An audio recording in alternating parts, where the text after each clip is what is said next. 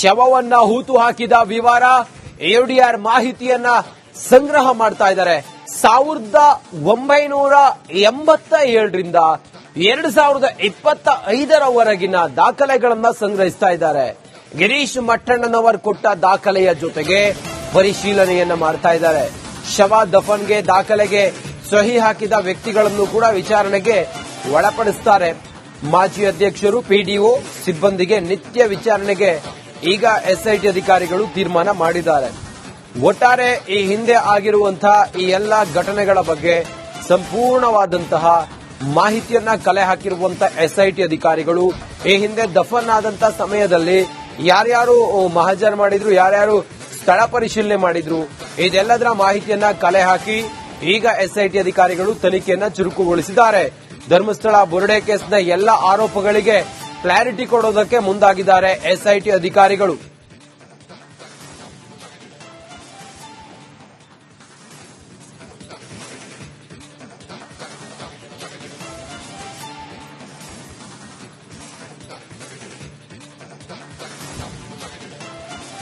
ನಾಗೇಂದ್ರ ಬಾಬು ಹೆಚ್ಚಿನ ಮಾಹಿತಿಯೊಂದಿಗೆ ನೇರ ಸಂಪರ್ಕದಲ್ಲಿದ್ದಾರೆ. ನಾಗೇಂದ್ರ ಬಾಬು, ಬಹುಶಃ ಇದು ಮುಗಿಯದ ಕಥೆಯಾಗಿದೆ. ಕ್ಷಣ ಕ್ಷಣಕ್ಕೂ ಕೂಡ ಒಂದು ರೀತಿಯಲ್ಲಿ ಟ್ವಿಸ್ಟ್ ಪಡೆದುಕೊಳ್ತಾ ಇದೆ. ಈಗ ಸಿಕ್ಕಿರುವಂತಹ ಟ್ವಿಸ್ಟ್ ಇದು ಎಷ್ಟು ಮಹತ್ವ ಪಡ್ಕೊಂಡಿದೆ ಮತ್ತೆ ಎಷ್ಟು ಗಂಭೀರವಾಗಿದೆ ನಾಗೇಂದ್ರ ಬಾಬು? ರಂಜಿತ್, ನೋಡಿ, ನೀವು ಹೇಳ್ದಂತೆ ಇದು ಸದ್ಯಕ್ಕೆ ಮುಗಿಯದ ಲಕ್ಷಣಗಳು ಕಂಡು ಬರ್ತಾ ಇಲ್ಲ. ಒಂದು ರೀತಿಯಲ್ಲಿ ಒಂದು ವಿಚಾರದಲ್ಲಿ ಅಂತಿಮ ಘಟ್ಟ ತಲುಪುವಂತ ಎಸ್ಐಟಿ ತನಿಖೆ ಮತ್ತೊಂದು ಹೊಸ ವಿಚಾರಗಳು ಸೃಷ್ಟಿ ಆಗ್ತಾ ಇದೆ. ಮತ್ತೊಂದು ಹೊಸ ವಿಚಾರಗಳು ಇಲ್ಲಿ ಉಟ್ಕೊಳ್ತಾ ಇದೆ. ಇದಕ್ಕೆ ಕಾರಣಗಳು ನಿಧಾನಗತಿಯಲ್ಲಿ ಬಂದು ದೂರುಗಳನ್ನ ಕೊಡ್ತಾ ಇರೋದು, ಈ ರೀತಿಯಾಗಿ ಒಂದಷ್ಟು ಆರೋಪಗಳನ್ನ ಮಾಡ್ತಾ ಇರೋದು, ಇದೆಲ್ಲವೂ ಕೂಡ ಕಂಡು ಬರ್ತಾ ಇರೋದು ಸ್ಪಷ್ಟವಾಗಿದೆ. ನೋಡಿ, ಇಷ್ಟು ದಿನ ಸುಮ್ಮನೆ ಇದ್ದಂತಹ ಮಹೇಶ್ ಶೆಟ್ಟಿ ತಿಮ್ಮರಡಿಯವರು ಈಗ ಯಾಕೆ ಬಂದು ಈಗ ಹೊಸ ದೂರನ್ನ ಕೊಟ್ಟಿದ್ದಾರೆ? ಆರಂಭದಲ್ಲೇ ಕೊಡಬಹುದಿತ್ತಲ್ವಾ ಅನ್ನುವ ಪ್ರಶ್ನೆಗಳಿಗೆ ಸಾಮಾನ್ಯವಾಗಿ ಉದ್ಭವ ಆಗ್ತದೆ. ಅಂದ್ರೆ ಅವರು ದೂರು ಕೊಟ್ಟಿರೋದು ತಪ್ಪು ಅಂತ ನಾವು ಹೇಳ್ತಾ ಇಲ್ಲ. ಆದ್ರೆ ದೂರನ್ನ ಕೊಡೋದಾಗಿದ್ರೆ ಮುಂಚಿತವಾಗಿ ಎಲ್ಲವನ್ನ ಕೂಡ ಕೊಡಬಹುದಿತ್ತು. ಒಂದೇ ರೀತಿಯಲ್ಲಿ ಎಲ್ಲಾ ರೀತಿಯಾದ ಆಯಾಮದಲ್ಲಿ ಕೂಡ ಎಸ್ಐಟಿ ತನಿಖೆಯನ್ನ ಮಾಡ್ತಾ ಇತ್ತು. ಆದ್ರೆ ದಿನಕ್ಕೊಂದು ಹೊಸ ದೂರುಗಳು ಬರ್ತಾ ಇದ್ರೆ, ಎಸ್ಐಟಿ ಒಂದು ದಿಕ್ಕಿನಲ್ಲಿ ತನಿಖೆ ಸಾಕ್ತಾ ಇದ್ರೆ ಅಲ್ಲಿಗೆ ಡೈವರ್ಟ್ ಆಗುವಂತ ಕೆಲಸಗಳಾಗ್ಬಿಡುತ್ತೆ. ಯಾವುದನ್ನ ತನಿಖೆ ಮಾಡಬೇಕು, ಯಾವುದನ್ನ ತನಿಖೆ ಮಾಡಬಾರದು ಅನ್ನುವ ಒಂದಷ್ಟು ಚರ್ಚೆಗಳೇ ಎಸ್ಐಟಿಯಲ್ಲಿ ಆಗ್ತಾ ಹೋಗ್ತಾ ಇದೆ. ನೋಡಿ, ಈಗ ಬುರ್ಡೆ ವಿಚಾರವಾಗಿ ನೂರಾರು ಶವಗಳನ್ನ ಹೂತಿಟ್ಟಿದ್ದ ವಿಚಾರವಾಗಿ ತನಿಖೆಯನ್ನ ಮಾಡ್ತಾ ಬರ್ತಾ ಇತ್ತು. ಅದರಲ್ಲಿ ಒಂದು ರೀತಿಯಲ್ಲಿ ಅಂತಿಮ ಘಟ್ಟ ಪ್ರವೇಶ ಪಡೆದುಕೊಳ್ತಾ ಇದ್ದಂತೆ ಮತ್ತೊಂದು ದೂರು ದಾಖಲಾಗುತ್ತೆ. ಕುಸುಮಾವತಿ ಅವರು ಬಂದು ದೂರನ್ನ ಕೊಡ್ತಾರೆ ಚಿನ್ನಿಯನ್ನ ಮೇಲೆ. ಅದಾದ ಬಳಿಕ ಪದ್ಮಲತಾ ಕುಟುಂಬಸ್ಥರು ಬಂದು ದೂರನ್ನ ಕೊಡ್ತಾರೆ. ಇದರ ನಡುವೆ ಮತ್ತೊಂದು ಕಡೆ ಮಾವುತನ ಕುಟುಂಬಸ್ಥರು ಬಂದು ಅದು ಹೈಕೋರ್ಟ್ ಅಲ್ಲಿ ವಿಡ್ರಾ ಮಾಡಿಕೊಂಡು ಬಂದು ಇಲ್ಲಿ ಕಂಪ್ಲೇಂಟ್ ಅನ್ನು ಕೊಡುವಂತ ಕೆಲಸವನ್ನ ಮಾಡ್ತಾರೆ. ಇದು ಈ ರೀತಿಯಾಗಿ ಒಂದೊಂದಾಗಿ ಬರ್ತಾ ಇತ್ತು. ಅದು ಎಲ್ಲವೂ ಕೂಡ ಸಾಮಾನ್ಯವಾಗಿ ಅವರು ವೈಯಕ್ತಿಕವಾಗಿ ಬರ್ತಾ ಇದ್ದಿದ್ದು. ಆದ್ರೆ ಮಹೇಶ್ ಶೆಟ್ಟಿ ತಿಮ್ಮರಡಿಯವರು ನಿನ್ನೆ ರಾತ್ರಿ ಬಂದು ಏಕಾಏಕಿ ದೂರನ್ನ ಕೊಟ್ಟಿರೋದು ಹಲವು ಅನುಮಾನಗಳಿಗೆ ಕಾರಣವಾಗ್ತಾ ಇದೆ. ಅದು ತಪ್ಪು ಅಂತ ಹೇಳ್ತಲ್ಲ, ಆದ್ರೆ ಅವರು ಮುಂಚಿತವಾಗಿ ದೂರನ್ನ ಕೊಟ್ಟಿದ್ದಿದ್ರೆ ಒಂದಷ್ಟು ತನಿಖೆಯ ಸಂದರ್ಭದಲ್ಲಿ ಅದನ್ನು ಕೂಡ ತನಿಖೆಯನ್ನ ಮಾಡ್ತಾ ಇದ್ರು. ಈಗ ಇದಕ್ಕೆ ಆದಂತಹ ಒಂದು ತನಿಖೆ ಮಾಡುವಂತ ಸಾಧ್ಯತೆಗಳು ಕಂಡು ಬರುತ್ತಾ ಅಥವಾ ಎಸ್ಐಟಿ ಏನ್ ಮಾಡಬಹುದು ಅನ್ನುವ ಕುತೂಹಲಗಳು ಕೇಳಿಸ್ತಾ ಇದೆ. ನೋಡಿ, ಇದೆಲ್ಲದರ ಜೊತೆಗೆ ಎಸ್ಐಟಿ ಎಲ್ಲರೂ ಅಂದುಕೊಂಡಂತೆ ಎಸ್ಐಟಿ ಸುಮ್ಮನೆ ಕೂತಿದೆ, ಏನು ಕೂಡ ಮಾಡ್ತಾ ಇಲ್ಲ ಅನ್ನೋದು ಶುದ್ಧ ಸುಳ್ಳು. ಎಸ್ಐಟಿ ತನ್ನದೇ ಆದಂತಹ ಆಯಾಮದಲ್ಲಿ ತನಿಖೆಗಳನ್ನ ಮಾಡ್ತಾ ಇದೆ. ಬೇರೆ ಬೇರೆ ತಂಡಗಳನ್ನ ಬೇರೆ ಬೇರೆ ಜಾಗಗಳಿಗೆ ಕಳಿಸಿ, ಬೇರೆ ಬೇರೆ ಜಿಲ್ಲೆಗಳಿಗೆ ಕಳಿಸಿ ಅಲ್ಲಿಂದ ಮಾಹಿತಿಗಳನ್ನ ಸಂಗ್ರಹಿಸುವಂತ ಕೆಲಸವನ್ನ ಕೂಡ ಮಾಡ್ತಾ ಇದೆ. ನಮಗೆ ಈಗಿರುವಂತಹ ಮಾಹಿತಿ ಪ್ರಕಾರ ಎಸ್ಐಟಿ ಪಂಚಾಯತ್ಗೂ ಕೂಡ ಹೋಗಿ ಅಲ್ಲಿ ಒಂದಷ್ಟು ದಾಖಲೆಗಳನ್ನ ಕೂಡ ಕಲೆಕ್ಟ್ ಮಾಡಿದೆ. ಅಷ್ಟೇ ಅಲ್ಲದೆ ಕೆಲವೊಂದಷ್ಟು ಪರಿಶೀಲನೆಯನ್ನು ಕೂಡ ಮಾಡಿ ಬಂದ ಹಾಗಿದೆ. ಹಾಗಾಗಿ ಎಸ್ಐಟಿ ತನ್ನ ಪಾಡಿಗೆ ತಾನು ತನಿಖೆಯನ್ನ ಮಾಡಿಕೊಂಡು ಬರ್ತಾ ಇದೆ. ಇದೆಲ್ಲದ ನಡುವೆ ಈಗ ಮಹೇಶ್ ಶೆಟ್ಟಿ ತಿಮ್ಮರಡಿ ಅವರು ಬಂದು ನಿನ್ನೆ ರಾತ್ರಿ ಕೊಟ್ಟಿರುವಂತಹ ಕಂಪ್ಲೇಂಟ್, ಆ ಕಂಪ್ಲೇಂಟ್ ಅಲ್ಲಿ ಇರುವಂತಹ 4 ಶವ ಅನುಮಾನಾಸ್ಪದ ಸಾವುಗಳಿಗೆ ಸಂಬಂಧಪಟ್ಟಂತೆ ತನಿಖೆ ಮಾಡಬೇಕು ಅಂತೇಳಿ, ಇದೆಲ್ಲದಕ್ಕೂ ಸಂಬಂಧಪಟ್ಟಂತೆ ಈಗ ಯಾರನ್ನ ವಿಚಾರಣೆಗಳು ಪಡಿಸ್ತಾರೆ ಅನ್ನೋದೇ ಈಗ ಸದ್ಯಕ್ಕಿರುವಂತಹ ಕುತೂಹಲ. ಅವರ ಆರೋಪ ಇಷ್ಟೇ. ನೋಡಿ, ಈ 2006 ಮತ್ತು 2010 ಈ ಸಂದರ್ಭದಲ್ಲಿ ಈ ಧರ್ಮಸ್ಥಳದ ಕ್ಷೇತ್ರದ ಒಳಗಡೆ ಇರುವಂತಹ ವಸತಿ ಗೃಹಗಳಲ್ಲಿ 4 ಶವಗಳು, ಅಂದ್ರೆ ಬೇರೆ ಬೇರೆ ಶವಗಳು ಪತ್ತಾಗಿತ್ತು. ಆದ್ರೆ ಈ 4 ಶವಗಳ ವಿಚಾರವಾಗಿ ಅನುಮಾನವನ್ನ ವ್ಯಕ್ತಪಡಿಸಿ ಇದರ ಬಗ್ಗೆ ಸೂಕ್ತ ರೀತಿಯಲ್ಲಿ ತನಿಖೆಯನ್ನ ಮಾಡಬೇಕು.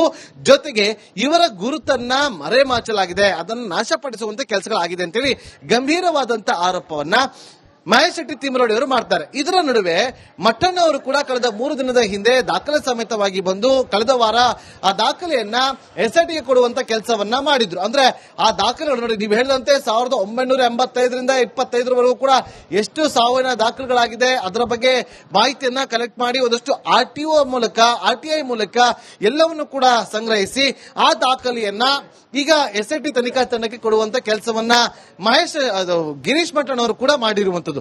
ಹಾಗಾಗಿ ಇಲ್ಲಿ ಇದೆಲ್ಲದಕ್ಕೂ ಕೂಡ ಲಿಂಕ್ ಸಿಗ್ತಾ ಇರುವಂತದ್ದು. ಚಿನ್ನಯ್ಯ ಹೇಳಿಕೊಂಡಂತೆ 100 ಶವಗಳನ್ನ ಹೂತಿಟ್ಟಿದ್ದೀನಿ ಅಂತೇಳಿ ಅದಕ್ಕೆ ಭಾಗವಾಗಿ ಅದಕ್ಕೆ ಸಹಕಾರಿ ಆಗುವ ನಿಟ್ಟಿನಲ್ಲಿ ಇವರೆಲ್ಲರೂ ಕೂಡ ಈಗ ಈ ದಾಖಲೆಯನ್ನ ತಂದು ಕೊಡ್ತಾ ಇದ್ರೆ ಓಕೆ ಅನ್ಬೋದಿತ್ತು. ಆದ್ರೆ ಆತನ ವಿಚಾರಣಾ ಭಾಗವಾಗಿ ಮತ್ತೊಂದು ಕಡೆ ವಿಚಾರಣೆ ನಡೀತಾ ಇರುವಂತಹ ಸಂದರ್ಭದಲ್ಲೇ ಮತ್ತೊಂದು ದೂರನ್ನ ಕೊಟ್ಟಿದ್ದು ಈ 4 ವಿಚಾರವಾಗಿ ಕೂಡ 4 ಶವಗಳ 4 ಸಾವಿನ ಬಗ್ಗೆ ತನಿಖೆಯನ್ನ ಮಾಡಬೇಕು ಅಂತ ಹೇಳಿ ದೂರನ್ನ ಕೊಟ್ಟಿರೋದು ಬಹಳಷ್ಟು ಕುತೂಹಲಕ್ಕೂ ಕೂಡ ಕಾರಣವಾಗ್ತಾ ಇದೆ. ರಂಜಿತ್, ನೋಡಬೇಕು ಎಸ್ಐಟಿ ಯಾವ ಆಯಾಮದಲ್ಲಿ ಇದನ್ನ ಪರಿಗಣನೆಗೆ ತೆಗೆದುಕೊಂಡು ಇದನ್ನು ಕೂಡ ತನಿಖೆಯ ಭಾಗವಾಗಿ ತನಿಖೆಯನ್ನ ನಡೆಸುತ್ತಾ ಅಥವಾ ಇದನ್ನ ಸಪರೇಟ್ ಆಗಿ ತನಿಖೆ ನಡೆಸುತ್ತಾ ಅನ್ನೋದು ತೀವ್ರ ಕುತೂಹಲಕ್ಕೆ ಕಾರಣವಾಗ್ತಾ ಇದೆ. ಸದ್ಯಕ್ಕಂತೂ ಇಲ್ಲಿ ಯಾವುದೇ ರೀತಿಯಾದಂತಹ ಮುಗಿಯುವಂತ ಲಕ್ಷಣಗಳು ಕಂಡು ಬರ್ತಾ ಇಲ್ಲ. ರಂಜಿತ್. ಓಕೆ ನಾಗೇಂದ್ರ ಬಾಬು, ಧನ್ಯವಾದ ನಿಮ್ಮೆಲ್ಲ ಮಾಹಿತಿಗಾಗಿ. ಶವವನ್ನ ಹೂತು ಹಾಕಿದ ವಿವರ ಎಡಿಆರ್ ಮಾಹಿತಿಯನ್ನ ಸಂಗ್ರಹ ಮಾಡ್ತಾ ಇದ್ದಾರೆ. 1987ರಿಂದ 2025ರವರೆಗಿನ ದಾಖಲೆಗಳನ್ನ ಸಂಗ್ರಹಿಸ್ತಾ ಇದ್ದಾರೆ. ಗಿರೀಶ್ ಮಟ್ಟಣ್ಣನವರ್ ಕೊಟ್ಟ ದಾಖಲೆಯ ಜೊತೆಗೆ ಪರಿಶೀಲನೆಯನ್ನ ಮಾಡ್ತಾ ಇದ್ದಾರೆ. ಶವ ದಫನ್ಗೆ ದಾಖಲೆಗೆ ಸಹಿ ಹಾಕಿದ ವ್ಯಕ್ತಿಗಳನ್ನು ಕೂಡ ವಿಚಾರಣೆಗೆ ಒಳಪಡಿಸುತ್ತಾರೆ. ಮಾಜಿ ಅಧ್ಯಕ್ಷರು, ಪಿಡಿಒ ಸಿಬ್ಬಂದಿಗೆ ನಿತ್ಯ ವಿಚಾರಣೆಗೆ ಈಗ ಎಸ್ಐಟಿ ಅಧಿಕಾರಿಗಳು ತೀರ್ಮಾನ ಮಾಡಿದ್ದಾರೆ.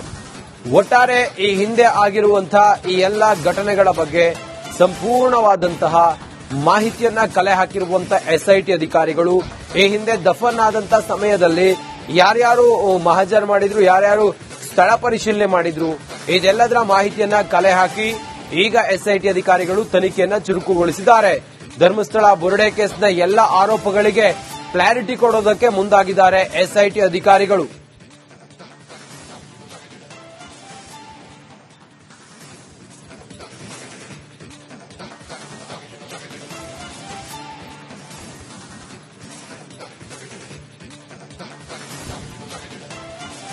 ನಾಗೇಂದ್ರ ಬಾಬು ಹೆಚ್ಚಿನ ಮಾಹಿತಿಯೊಂದಿಗೆ ನೇರ ಸಂಪರ್ಕದಲ್ಲಿದ್ದಾರೆ. ನಾಗೇಂದ್ರ ಬಾಬು, ಬಹುಶಃ ಇದು ಮುಗಿಯದ ಕಥೆಯಾಗಿದೆ. ಕ್ಷಣ ಕ್ಷಣಕ್ಕೂ ಕೂಡ ಒಂದು ರೀತಿಯಲ್ಲಿ ಟ್ವಿಸ್ಟ್ ಪಡೆದುಕೊಳ್ತಾ ಇದೆ. ಈಗ ಸಿಕ್ಕಿರುವಂತಹ ಟ್ವಿಸ್ಟ್ ಇದು ಎಷ್ಟು ಮಹತ್ವ ಪಡ್ಕೊಂಡಿದೆ ಮತ್ತೆ ಎಷ್ಟು ಗಂಭೀರವಾಗಿದೆ ನಾಗೇಂದ್ರ ಬಾಬು? ರಂಜಿತ್, ನೋಡಿ, ನೀವು ಹೇಳಿದಂತೆ ಇದು ಸದ್ಯಕ್ಕೆ ಮುಗಿಯದ ಲಕ್ಷಣಗಳು ಕಂಡು ಬರ್ತಾ ಇಲ್ಲ. ಒಂದು ರೀತಿಯಲ್ಲಿ ಒಂದು ವಿಚಾರದಲ್ಲಿ ಅಂತಿಮ ಘಟ್ಟ ತಲುಪುವಂತ ಎಸ್ಐಟಿ ತನಿಖೆ ಮತ್ತೊಂದು ಹೊಸ ವಿಚಾರಗಳು ಸೃಷ್ಟಿ ಆಗ್ತಾ ಇದೆ. ಮತ್ತೊಂದು ಹೊಸ ವಿಚಾರಗಳು ಇಲ್ಲಿ ಉಟ್ಕೊಳ್ತಾ ಇದೆ.